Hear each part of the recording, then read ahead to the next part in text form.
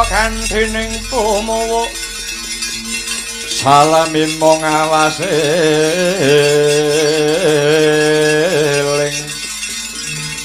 eling lukitaning alam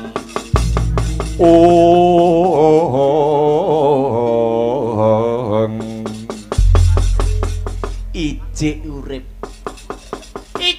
piye sengune kele cahe mulih sapa Bratasena isih utuh meger-meger malah sak rampunge mulih saka Gunung Candramuka cahyane sumunar bingar-bingar saiki mbuh ora idup golek reka daya nganti sak matine Bratasena nek ora iso mateni Bratasena kowe bakal dilereni saka rombongane wong-wong negara Ngastina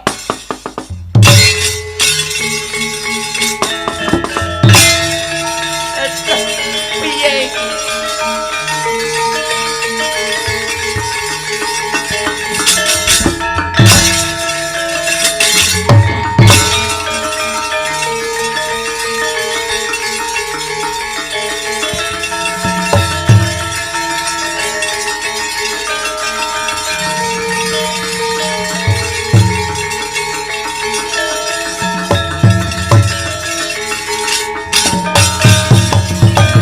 Pandita karya wangsit pindha gombang ajaping tawang susuk angin ngendi nggone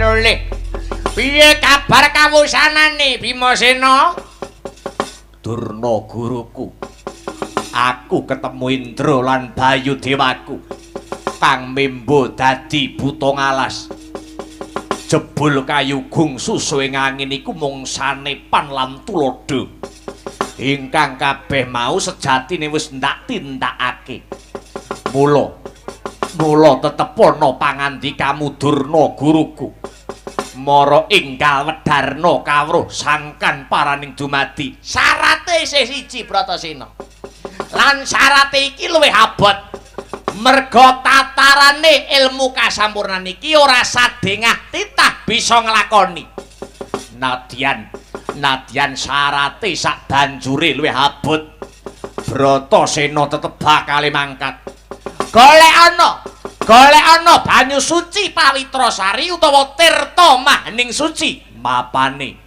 ana sadroning samudra Minangkalbu ya samudra kidul Morenggal golek ana Bratasena pangestune Durna guruku sing ndak suwun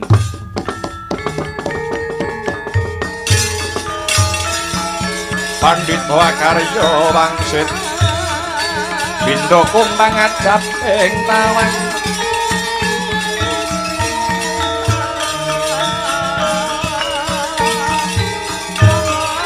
susung angin ngendi nggone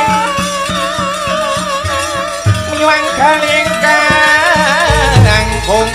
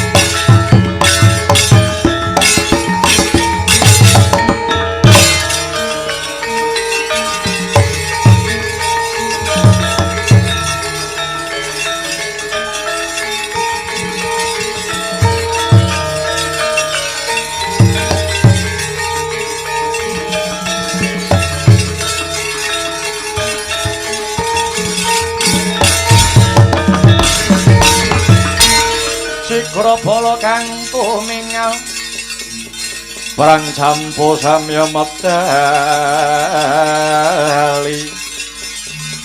lara kadet wela pingkata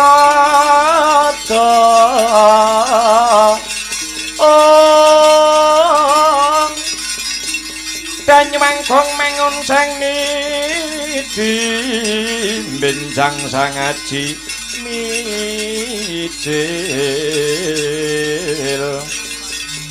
ladinya ngatali wus terus kasara naga kaya buta singa bregil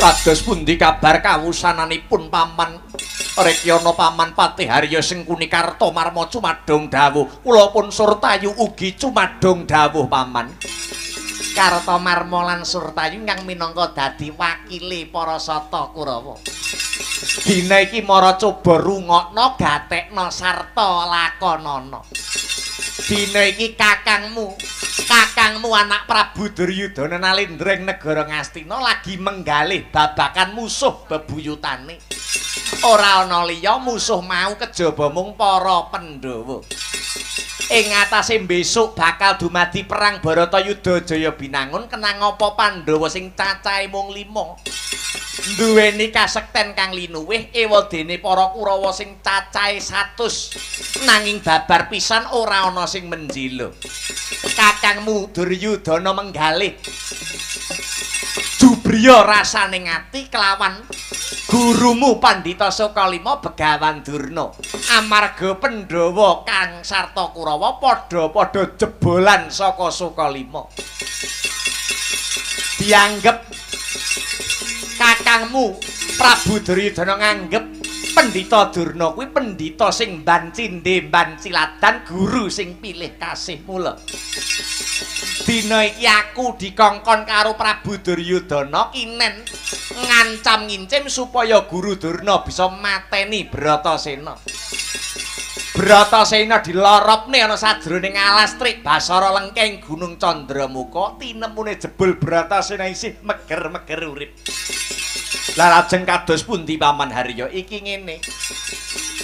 Durung rampung reka dayane Pandhita Durna, Kakang Durna ndak kongkon ngungkih sarana meneh karben piye carane supaya Bratasena tetep bisa tumekaning pati. Lah iki mau.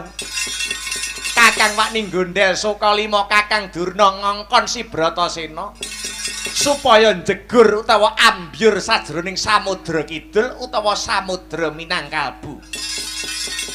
Kamangka menika samudra ingkang gawat kliwat-liwat wingit kepati-pati aja ngentengke le Bratasena iki duweni kasekten kang linuwih. Mula aku nyeluk Sata Kurawa. Yen iki mengko Bratasena isih pinaringan urip, Bratasena isih pinaringan slamet mentas saka Samudra Minangkalbu aja dadak kesuwen.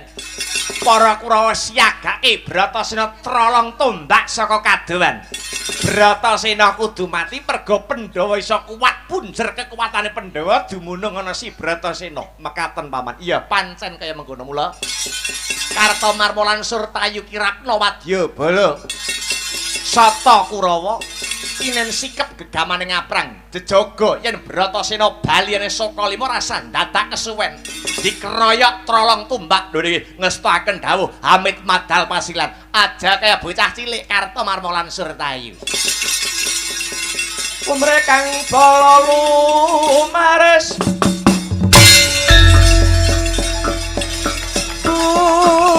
budaleng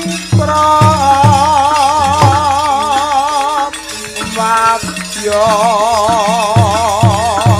kusma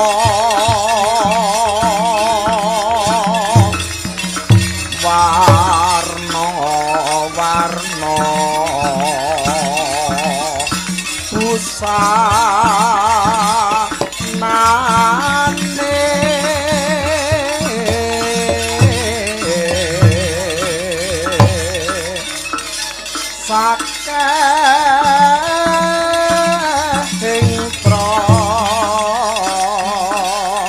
wadya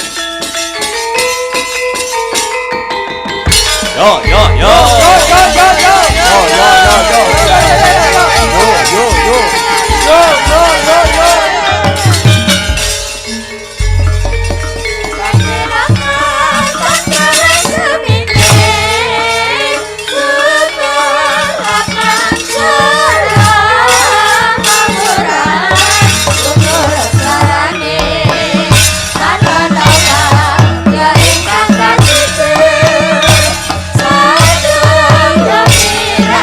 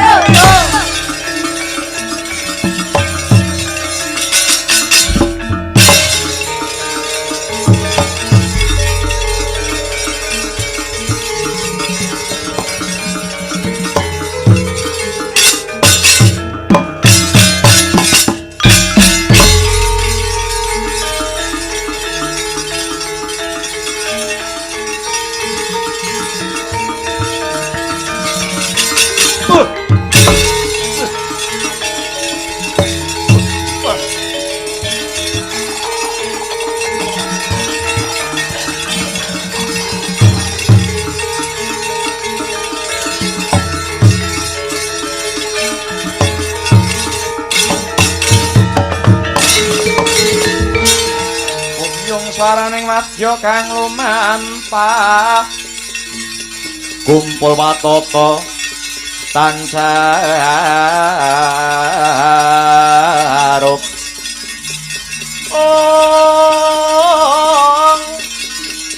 Deni Rama parna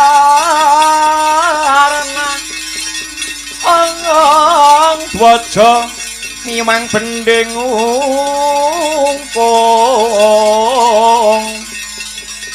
risang Rekyana pati kang minangka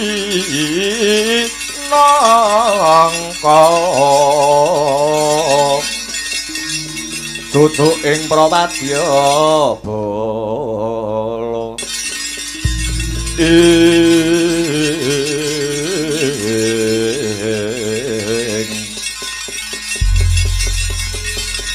iki ndak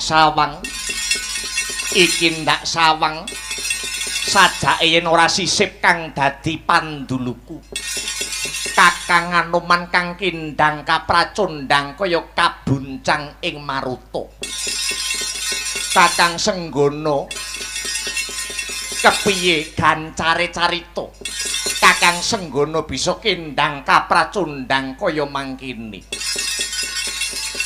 Raden Permadi mugi kawuningan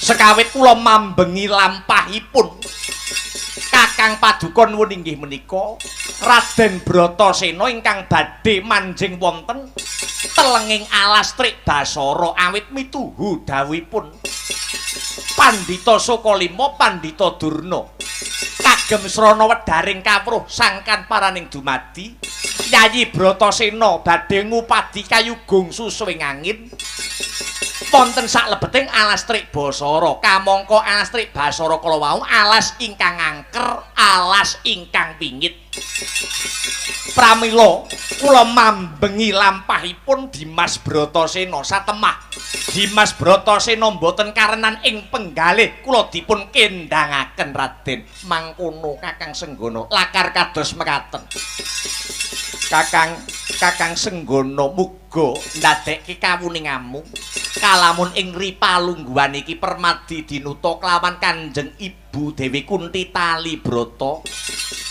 kinen ngupadi ana ngendi murcane Kakang Bratasena Kakang Bratasena pamit bakal meguru marang Pandhita Durna nanging nganti wulan Tricandra iki utawa 3 wulan iki Kakang Bratasena durung timbul Kakang Raden Permadi prayogi menawi pamanggih kula Paduka Raden Permadi sowan kemawon lumarap wonten ing Sokalima kula kuwatir Raden kula wasu melang menawi Kakang Paduka Raden Bratasena niki mengke anggenipun golek ilmu wonten Pandhita Durna wonten campur tanganipun para Sata Kurawa.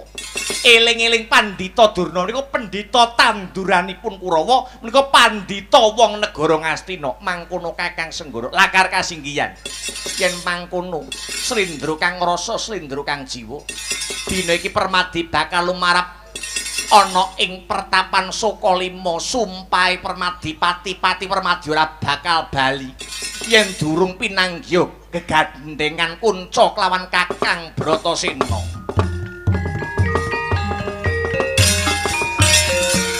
Sikra cantut mrekut kembang patang raboso mungsuh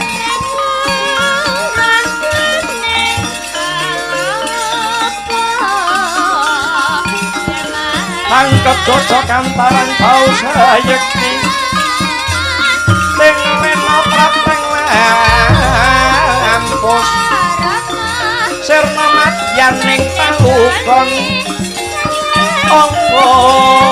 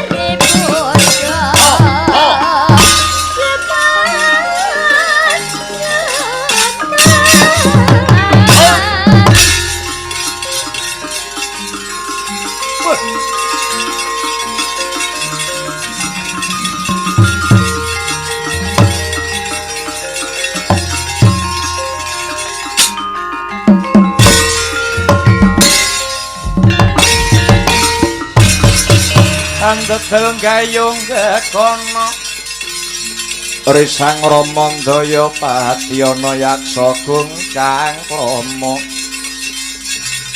namane wel katak sini jejagi truning warih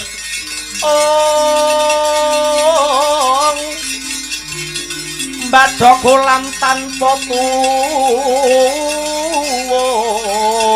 Mino-mino Drojaladri mila gugu saben ari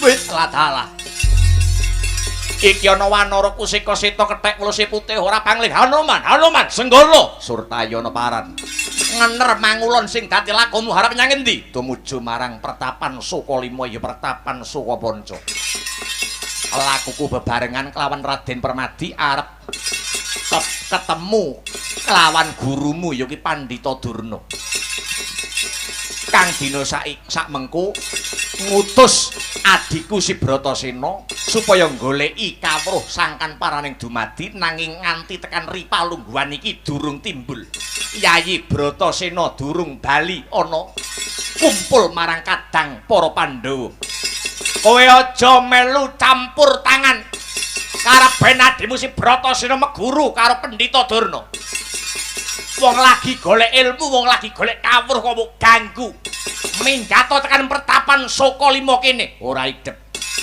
aku ora bakal bali Raden Permadi ora bakal bali kalamun durung gegandengan kunca karo Yayi Bratasena kowe minggat ora yen kowe ora gelem minggat tekan pengarepaning Surtayu apa kelakon tak babak dasmu Anoman kowe lah dalah tegese anggone kadangku Yayi Bratasena meguru ana ing Sukalima goleki kawruh sangkan paraning dumadi nganti Ripalungguhan iki durung ketemu tinemune ana campur tangane para Kurawa ketitik Kurawa magrok ana Sukalima kene woh ora idep gelem minggat ora gelem weh lah dalah legan golek momongan buk bunuk golek pacangan merangi tatal grajewu bosen urip bedes putih leno kapret lair lan batin tebiat data melengsati kamu jotakon dosa Anoman oh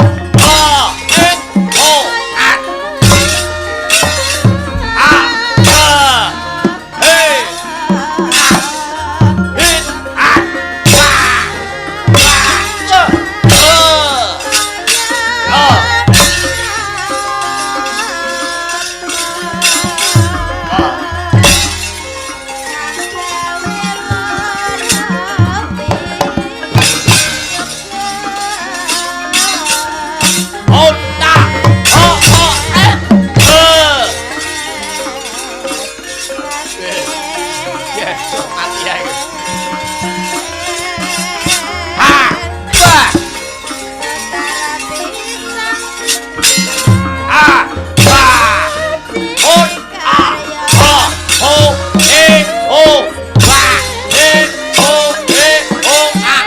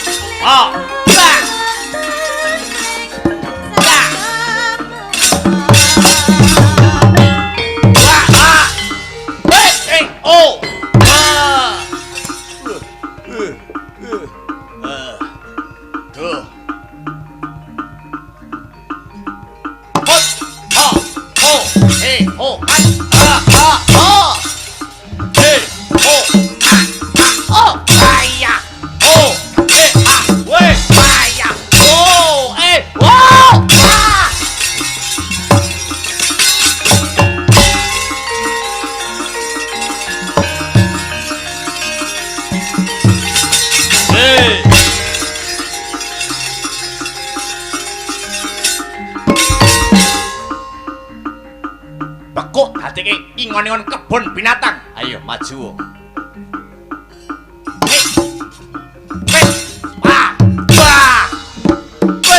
Oh! Wah! Oh! Ah! Wah!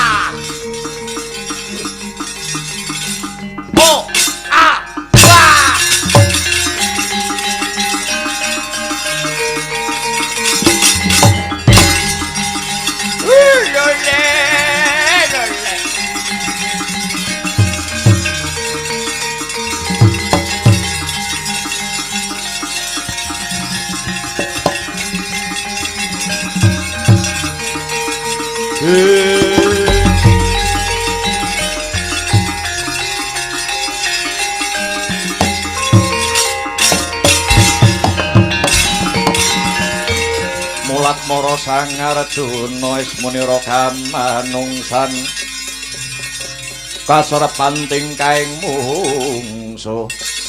Lho.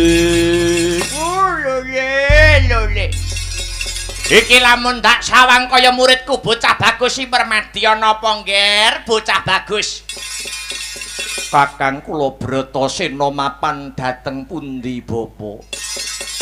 Kakangmu Bratasena dina iki hambyur ana jroning samudra kidul ya samudra Minangkalbu. Goleki banyu suci pawitra sari tirta baning suci kanggo srana wedharing kawruh sangkan paraning dumadi. Aja kuwatir rasamu yo nang ya Gus Permadi. Samudra kidul menika samudra ingkang gawat kliwat-liwat. Menawi Kakang Bratasena cilik dumugining sakit gedhe dumugining pralaya. Paduka kedah saged tanggel jawab. Aduh kedrawasan. Entenono Bratasena mesti bakal enggal bali Permadi. Menawi surup surya Kakang Bratasena diring timbul. Menapa paduka Bapa Durna kersa tanggel jawab samukawisipun. Aja ngeten-ngetenipun Bapak. Ayo enggal disusul ana tepining samudra. Permadi.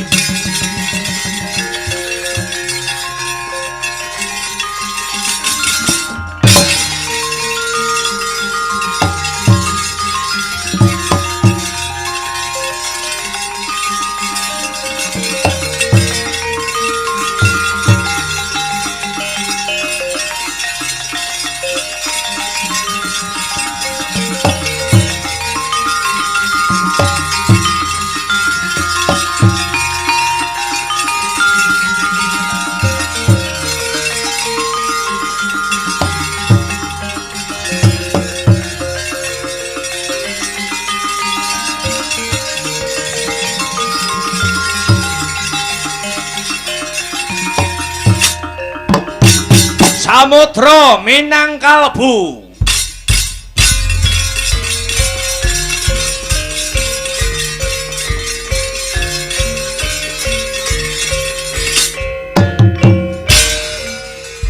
Yo mbacutake lampah risang Bratasena.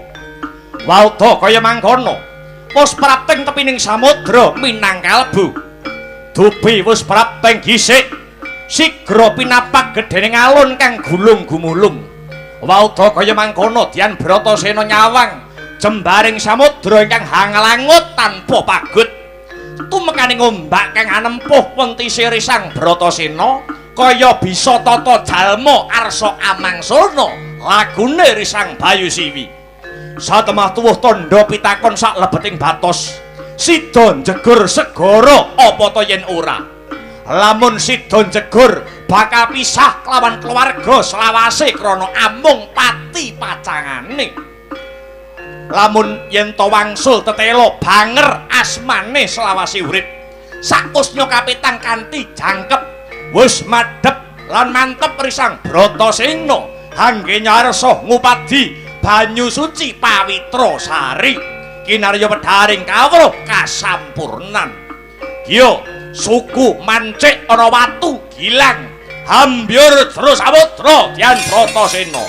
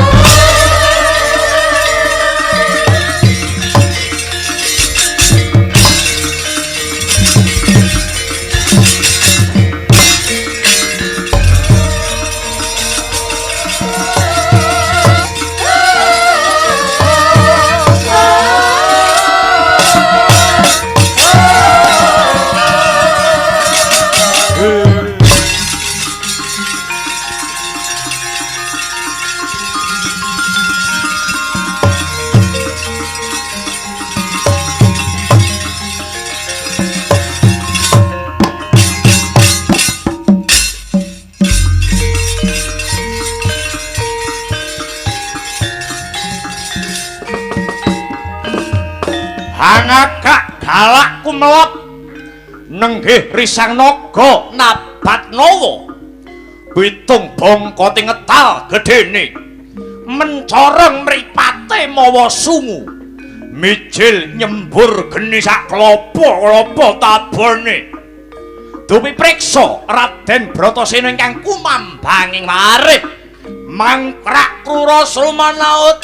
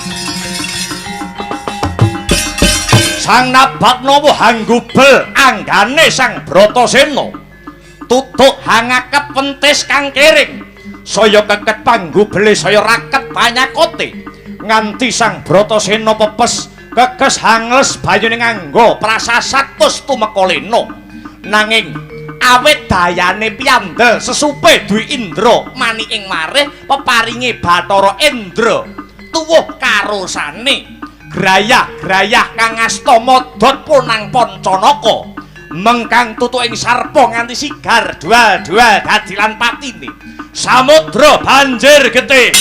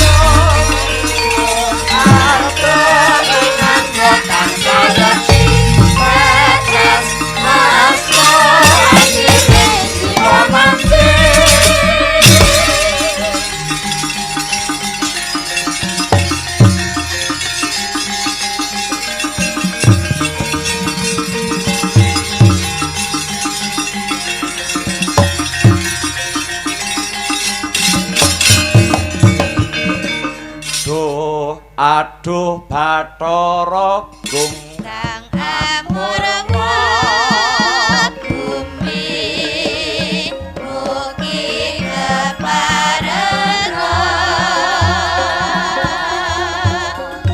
paring pangarsana marang kawula kang panamisa milih jatuh ramayati pangabekti kula kunjuk pukulun Sang Nawa Ruci Sang Ruci Bathara. Ya Ngger, wis ulun tampa Bratasena sumurupa aja kita gampang memangan yen durung weruh apa to kang kita pangan. Aja gampang kita manganggo yen durung weruh apa to kang kita nggolan. Aja gampang lelungan yen durung weruh dunung ngendi kang kita jujuk. Kula namung mituhu dawuhipun guru. Ya. Awit saka pitaya kita marang guru nganti kita bisa ketemu marang jeneng ulun. Kang kita upadi banyu suci pawitra sariku amung pralampita. Kang tegese ati kang suci lan rasa kang wening. Sapa wong kang kepingin sampurna uripe pancena kudu weruh kawruh sangkan paraning dumadi kang warah ing tata dharma. Luwih jlentreh manjinga garba ulun. Caranipun kados pundi bukulun? Paduka namung alit kula rawa birawa kados mekaten. Aja ta mung kita. Jagat iki yen tak kersake bakal mlebu ana angga ulun. Wis enggal mlebu metu talingan kiring ulun sendika dawuh bukulun.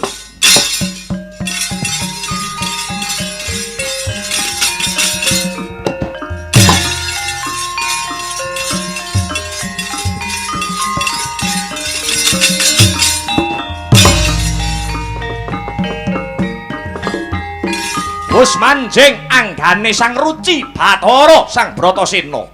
Gelising kandha ring kesing carita wis winejang kawruh sangkan paraning dumadi. Purwa Madyawasana mungkasi samendang tan ana kang karempit mangkono lingira Sang Ruci Bathara. Bratasena, sira wis bisa ambuka warananing ati manjing jroning kalbu. Minangka lantaran marak ing ngarsaning Gusti Kang Maha Suci. Iku pratandha lamun sira wis bisa nyingkirake hawa nafsu lumantar laku sembah raga, sembah cipta, sembah rasa, sembah jiwa. Bingah manah kula menawi makaten menapa dipun keparengaken kula dhateng mriki slaminipun duh pukulun. Aja Ngger, iku durung wancine sababipun sumurupa sepisan isih ana kewajiban kang kudu sira tindakake kaping pindho.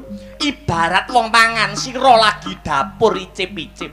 Besok yen wis titi wancine sira bakal antuk katentreman kang sarta langgeng enggal metuwa saka garba ulun.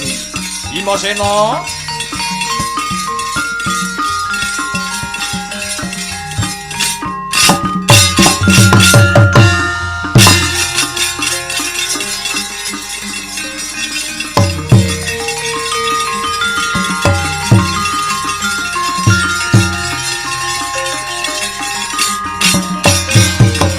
wis Bimasena enggal bali ana Madyapada.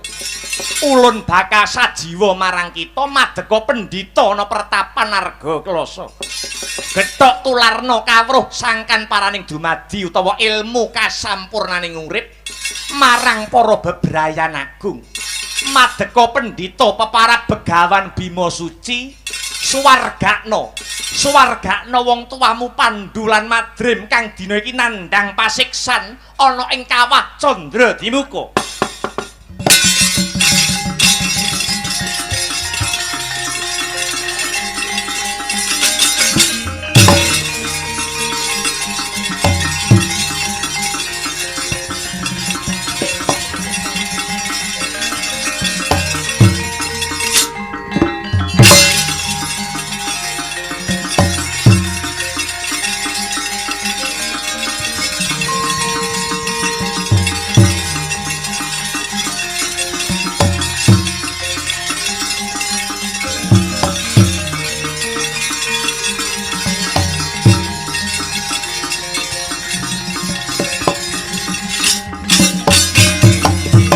Kong lakuning lekas lukita linubing gitung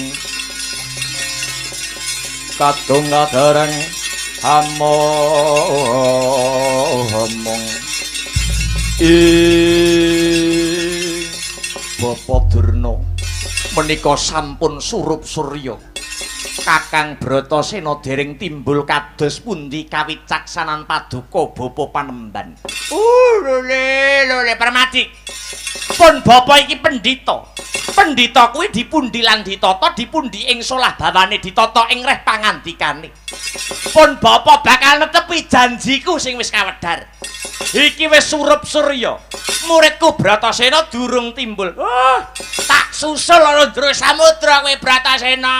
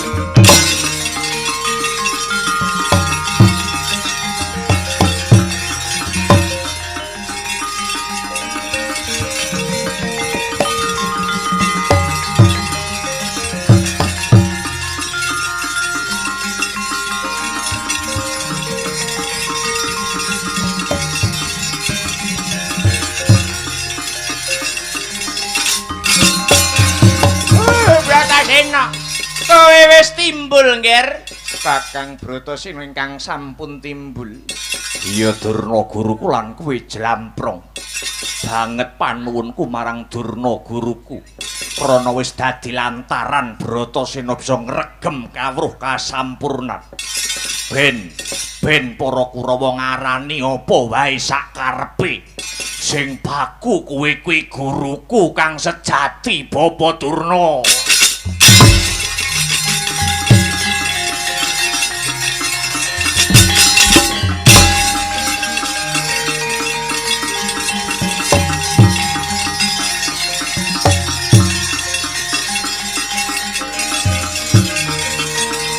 Nilangkori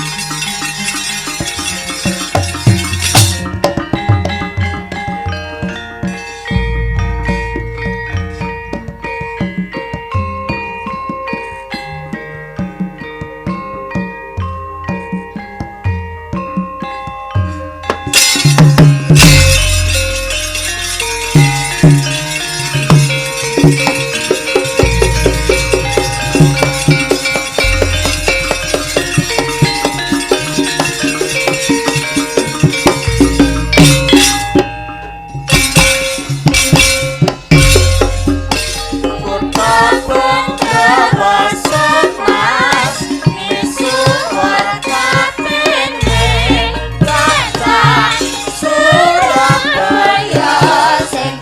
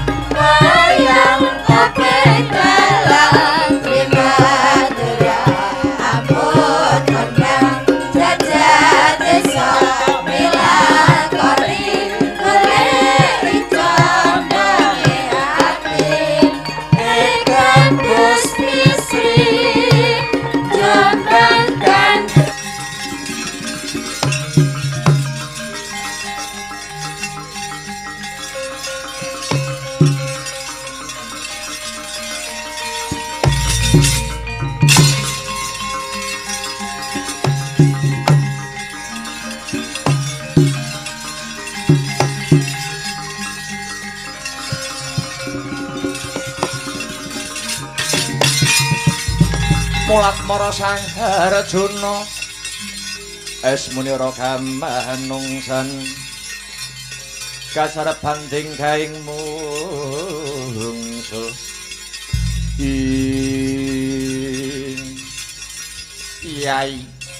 Kyai Semar Badranaya wonten dawuh Ndara Arjuna amiji dumateng kula pun Semar Badranaya ngestu padha dawuh Kanjeng Eyang Wyasa supaya ing ripalungguhan iki Janaka kinen lumarap ana ing pertapan Arga Kelasa karana dina sakmengko Kakang Bima Sena madhep pendhita ana ing pertapan Arga Kelasa peparab Begawan Bima Suci dawuhe Kanjeng Eyang Wyasa Arjuna kinen nyecep kawruhe Kakang Bima Suci karana ing ripalungguhan sakmengko Kakang Bima Suci kanggo ngregem kawruh panunggal utawa kawruh kasampurnaning urip utawa sinebut sangkan paraning dumadi mekaten Ndara pancen kaya mangkono Tarunana Windanana Janaka ora bakal bali kalamun durung bisa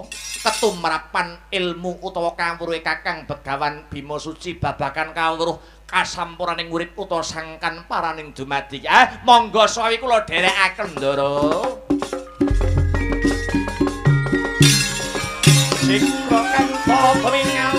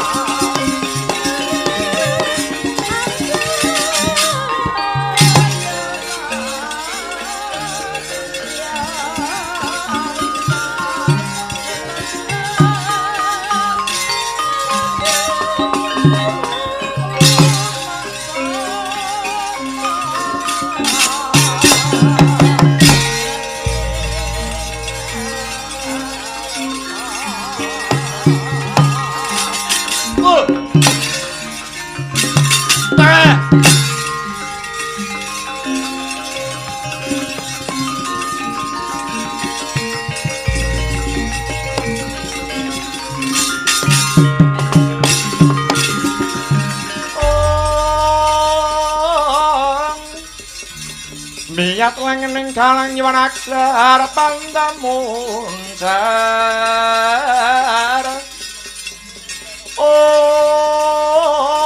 tinon ler kekonang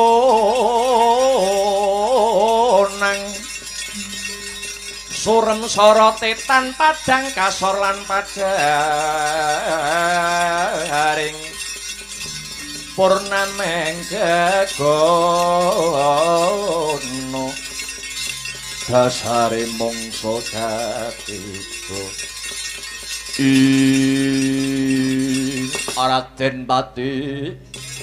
Raden Pati Harya Sengkuni dinten sakmangke paduka Raden Pati Harya Sengkuni amiji dhateng kula ratu saking negari Giling Wesi Prabu Karungkala wonten wigatos ingkang pundi Raden Patih mugi kababar ing kathah Prabu Karungkala ratu saka negara Giling Wesi kula wonten dawuh Raden Patih dina sakmengko sing tak jagake butuh tinemune muspra datanpa guna ingkang paduka kersakaken kadosa pundi anggenku njagake pendhita Sukalima Guru Durna anggone mateni si Bratasena bola bali gagar wigar datanpa karya Bratasena dilarapke sajroning alas Bratasena meger-meger urip Bratasena dialapatine dijegurke ana samudra Minangkabau ewadene Bratasena ora mati nanging malah mukti Bratasena ora tumekaning pralaya nanging malah urip mulya madeg pendhita ana ing pertapan Arga Kelasa. Peparab Begawan Bima Suci malah ngregem kawruh panunggal ingkang ingaranan Sangkan Paraning Dumadi.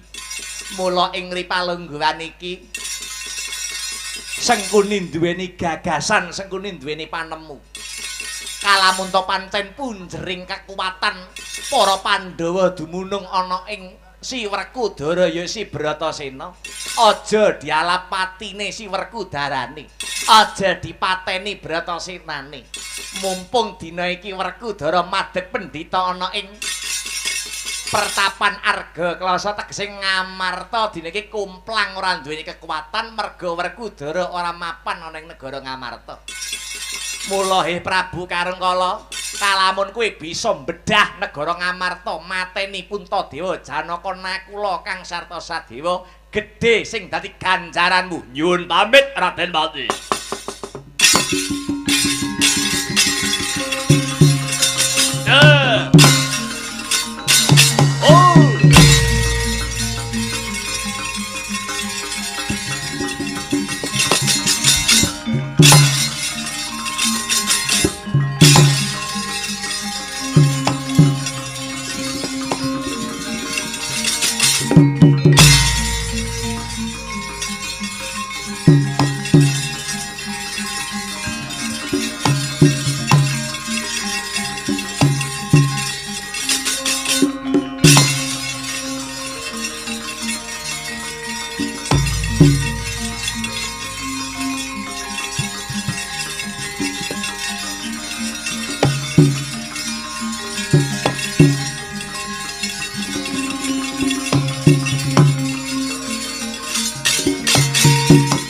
Cikra tandang risang bayu siwi Erdungkul mananda Anglir baya pun pap Ing lamun ora sisip sing dadi panduluku Iki adikku panengah Pandhawa Si Arjuna Janaka petrek-petrek lumarap ana ing pertapan Arga Kelasa duweni sedya kang ngendi He Harjuna.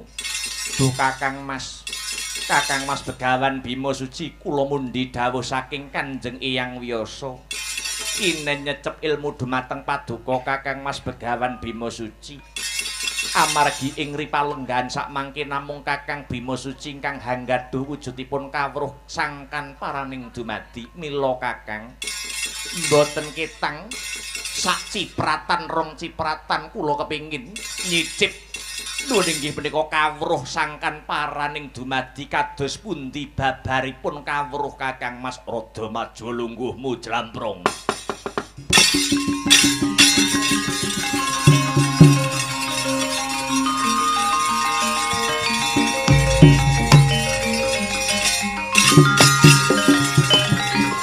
Ana bata mirah ingsun prihatin was panggung mincil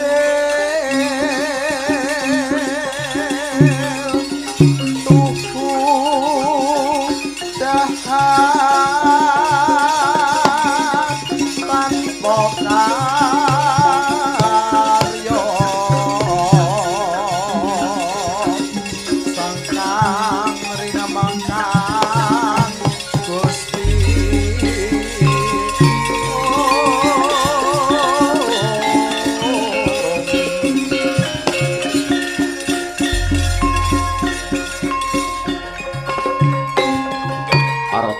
Kawruhanana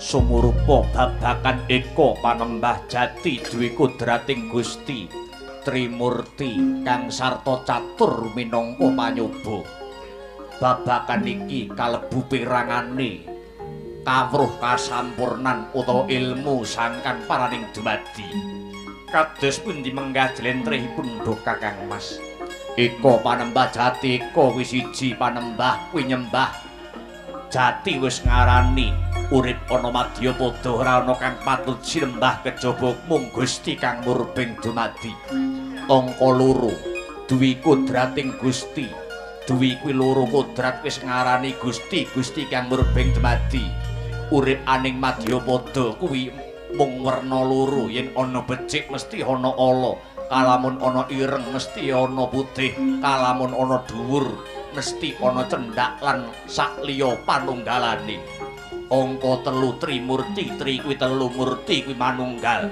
manungsa bakal slamet donya tekan nang akhirate kalamun bisa nyawijekake telung perangan ya kuwi jiwa raga kang sarta sukma banjur angka 4 catur minangka panyoba catur kuwi 4 minangka panyoba wis ngarani cobane manungsa kuwi ana 4 kang dumunung ana ing nafsu ya ki nafsu alwamah supiyah amarah kang sarta mutmainnah nafsu kang dumunung ana ing jiwa ragane manungsa kuwi wajib gumantung awake dhewe anggene ngendhaleni punang nafsu ki mau angger Janaka bisa ngendhaleni nafsu lan ora dikendhaleni nafsu Janaka bakal slamet donyane nganti tekan delahan manjinga sanggar pamujan nyuwun marang purbaning Gusti supaya jinangkung apa sing dadi uripe Janaka kae petrek-petrek ana dayoh kang bakal teka ana ing pertapan Harga Klasa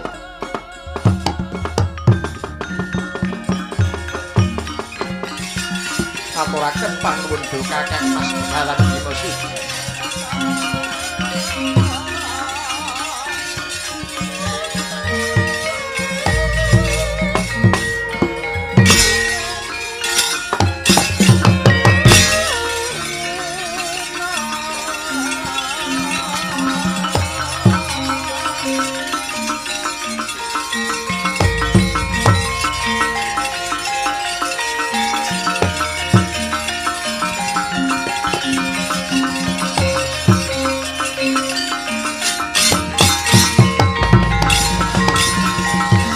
Kalarupa saking kutha Saduragala yen apangamu kusa sangsri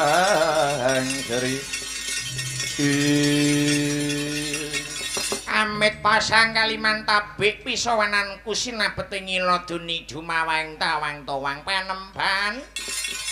panemban Begawan Bima Suci aja kaget aku sing teka panemban aja kok anggap Begawan Bima Suci ki angkuh nanging pancen nembe wae weruh mula aku mitambuh sapa kisanak kang nembe rawuh. Aku pendhita kleyang kabur kanginan Sudyamastani aranku Begawan Kilat Buwana. Begawan Kilat Buwana pancen kapara nyata. Petrek-petrek munggah ning pertapan Harga Klasa duweni karep kang ngendi Sang Begawan. Sumurupa aku mung bakale nyuwun pirsa marang panjenenganmu Begawan Bima Suci apa to dasare apa to wewatone apa to dasare Begawan Bima Suci wani medhar wani gethok tular ilmu sangkan paraning dumadi marang para kawula mulangke ilmu panunggal marang para bebrayan agung kamangka sak ngertiku kawruh panunggal ilmu sangkan paraning dumadi kuwi ilmu kang sinandi ora kena jamak lumrahe manungsa medhar kawruh iki tanpa duweni idi palilah kang sarta duweni ilmu kang mumpuni apa dasarmu kamangka kowe Begawan Bima Suci kuwi isih kesinungan dadan wadak kok wani mejang ilmu kasampurnan nganggo dasar sing ngendi nganggo dasar kang apa Begawan Bima Suci Kilat Buwana kaya piye dina sak mengko Begawan Bima Suci anggone mulang babakan panunggal mung kepengin benerake kang padha salah njejekake kang bengkong apa to salahe padha padaning umating Gusti ngelingake babakan kautaman ngelingke babakan panembah dadi ora ana salahe ora ana lupute kalamun to pancen duweni ilmu kuwi wajib digethok tularke kalamun menungso duweni ilmu wajib diwulangake marang sapa samaning manungsa kalamun ana menungsa sing meri utawa ora trima kalamun ana menungsa sing medhar kawruh panunggal tegese menungsa mau utawa umat mau meri kelawan kawibawan aku ngerti tekamu rene ora murni saka kerentek atimu dhewe nanging kowe dinuta kelawan Ratu Kayangan Suralaya Bathara Guru ya Sang Manikmaya amarga wedi kendhih kawibawane ya apa ora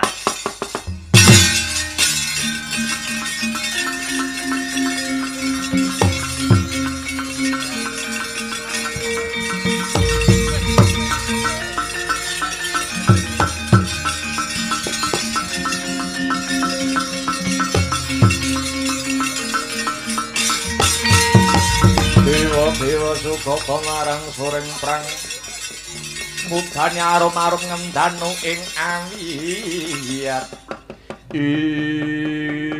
iya to iya sing gedhe pangapuranmu Begawan Bima Suci ulun mung dinutuk lawan pukulun Manikmaya kinenodi utawa neter kawaskitan jeneng kita panten waskita sing dadi panggrahi tamu sabanjure karep ben Rama pukulun Manikmaya dhewe kang neter sepira anteping tekad panggonmu wani medhar kawruh panunggal iki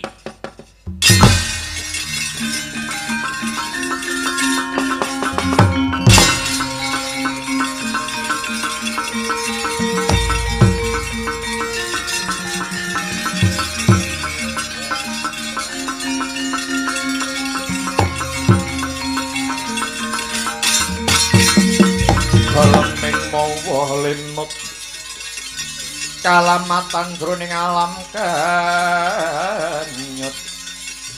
ing Bathara Guru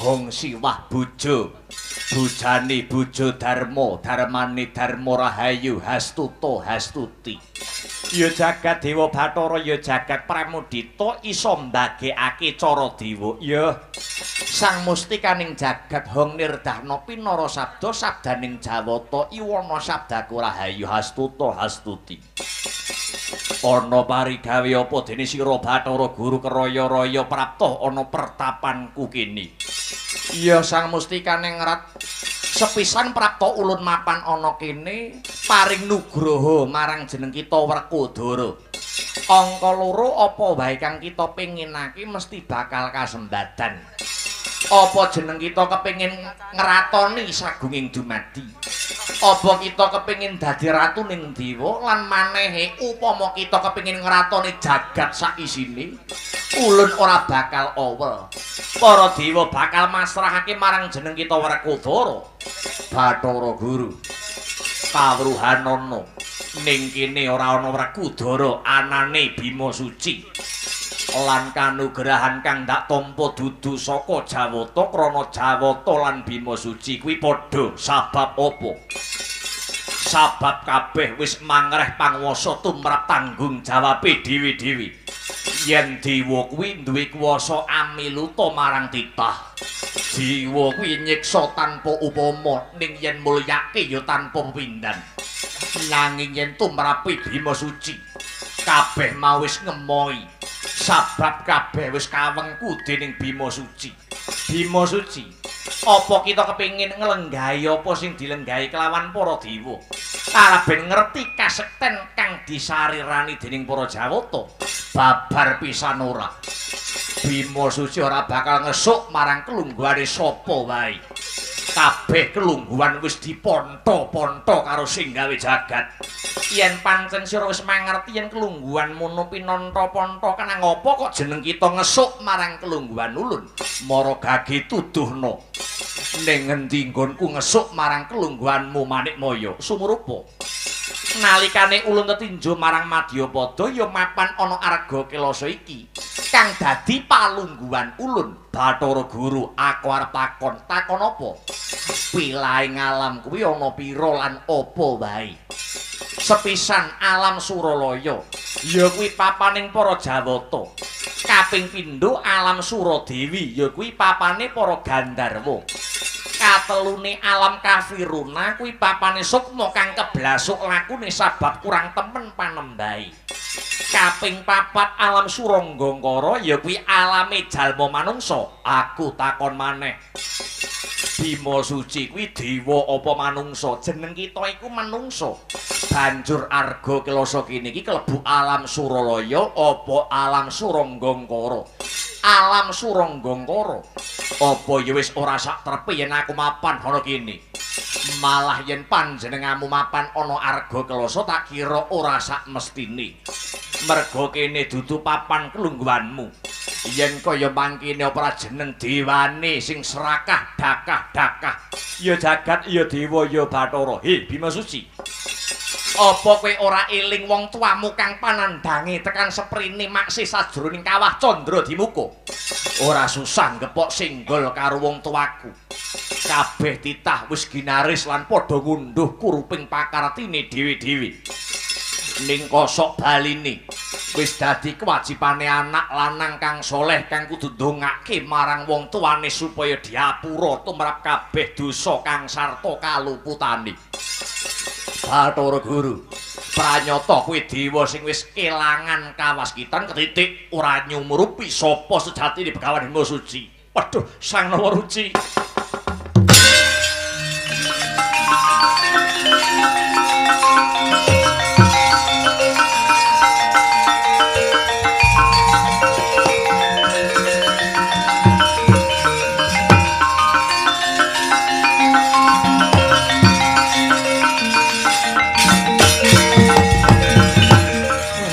Sedaya kaluputan awit kiranging pramana anggen kula ningali dumateng handika Sang Guru sejati. Awit paduka sakmangke kasarira dening Kang titah pun Bratasena. Syukur bagi sewu yen sira wis sumurup marang sapa sing sira adepi dina iki. Ana ing sasana Danawarih papane Bawarasa iki ingsun ngegungake pangapura marang kaluputan kita kanthi lakon iki. Kita kudu sumurup yen dewa iku ya padha karo menungsa. Mula aja sok kumingsun lan kumawasa rumangsa bisa nanging bisa rumangsa. Manikmaya ngestakaken dawuh sepisan malih hamba ngaturaken lumuntur ing samudra pangaksami Sang Guru sejati. Ya bakal antuk pangapura. Bakal antuk pangapura nanging aku duweni penjaluk punapa panyuwunanipun Sang Guru sejati. Bapakku Pandhu lan ibuku Madrim entasna saka enduting neraka jahanam. Enggal unggahna ana swarga tundha sanga. Yen wis nuruti panyuwunanku bakal antuk pangapura. Nuring nggih dateng sendika mangestakaken dawuh kawula nyuwun pamit Sang Guru sejati.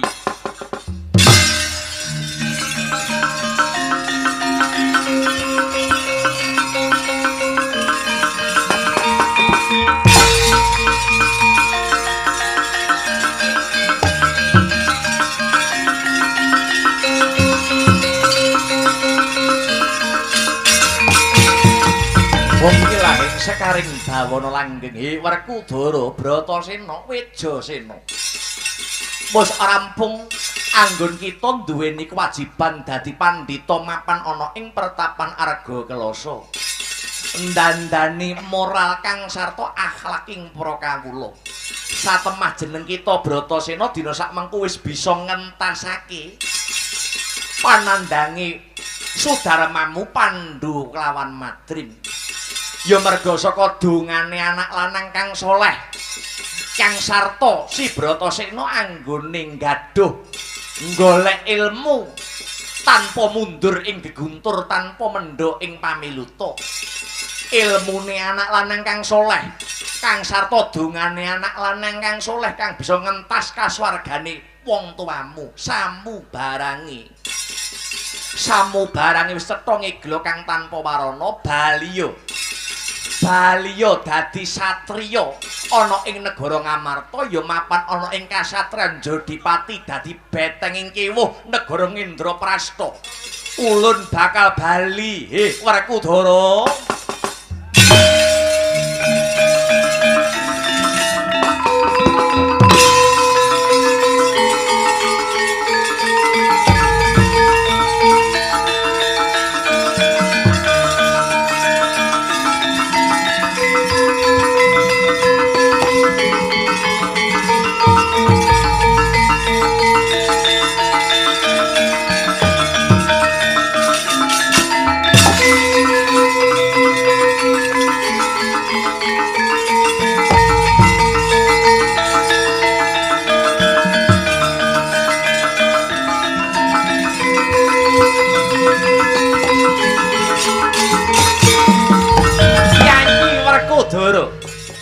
ana tetembungan ngandharake ngibadaha kanthi kenceng kaya-kaya sesuk bakal tumekaning pati nanging kosok baline nyambut gawe ya tetep ana wajib ana ing donya kaya-kaya kowe urip 100 taun.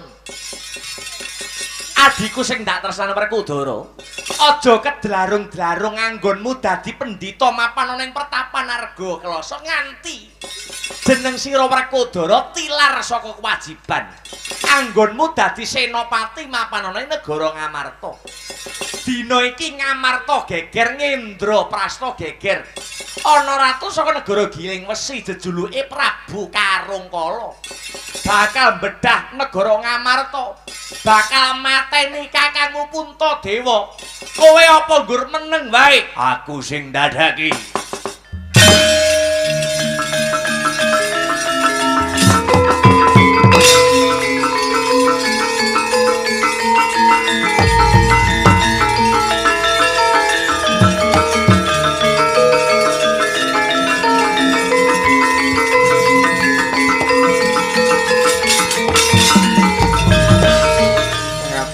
Gunging panuwun kunjuk Koko Prabu Kresnawit paduka Koko Prabu sampun ngemutaken Kakang Bimasena supados wangsul dhateng jiwa kasatriyan. Ya pancen kaya mangkon ayo enggal Balyana Praja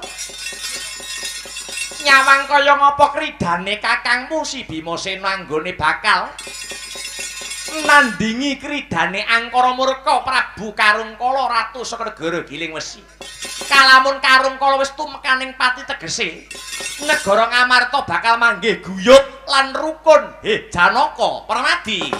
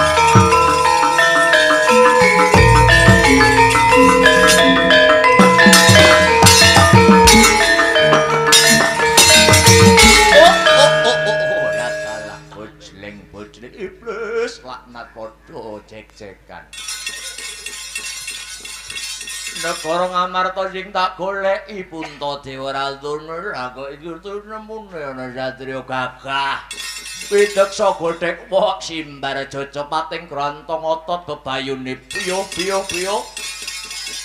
ngaku apa sing dadi kekasihmu satriya Satrenjo Dipati Werkudara ya Bimasena. Lah dalah kowe sing tak goleki kowe sapa Ratu Giling Wesi Prabu Karungkala semedya lakumu mapan negara Ngamarta bedah Ngamarta Puntadewa ratu rak pateni dhisik adine wo gaglak limpamu blingkat nyawamu